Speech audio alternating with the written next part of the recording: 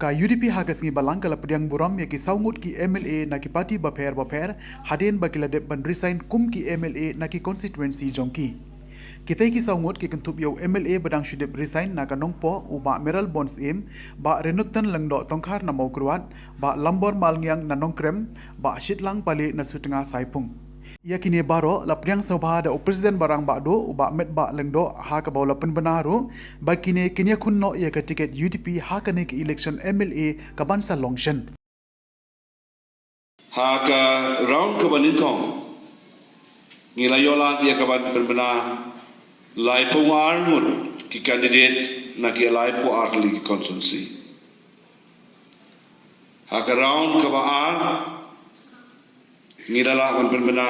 arngot ki constituency bad arngot ki kertong bad hakabalai sin ngidala man penbena way menta kasi ngadap ka dokumen ka kraw ban sim ni ka banta ban penbena officially ya ki candidate na ki constituency harom Hadin mengiladapan pria ia ki MLA jong kini ki santuli ki constituency kasutunga syampung maulai nongkrem constituency mau kerwat ban nongpo ngi sokmen ba kini kiri romba tiba ki MLA jong kini konstitusi kilawan ya kaban penyesno ban mengilayo olat ban yang buram ki menta sesisin nak bensim ke dokumen ban yang hangi nak benta ke state election committee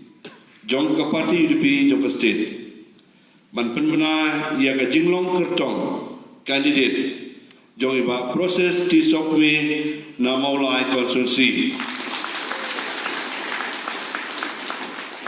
ibadah nak ketuk jom ki kandidat ini iba sidlang pale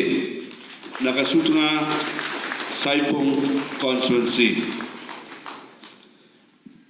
ibalai ini iba lambor malnya nak nongkrem konstituensi iba saw ini iba reliton tongkar nak mau kurwat konstitusi badi basan ba meral bonds im na nongpo konstitusi nak kerpat ya kini sangut bagi semua baniang lain no iba proses di sokwe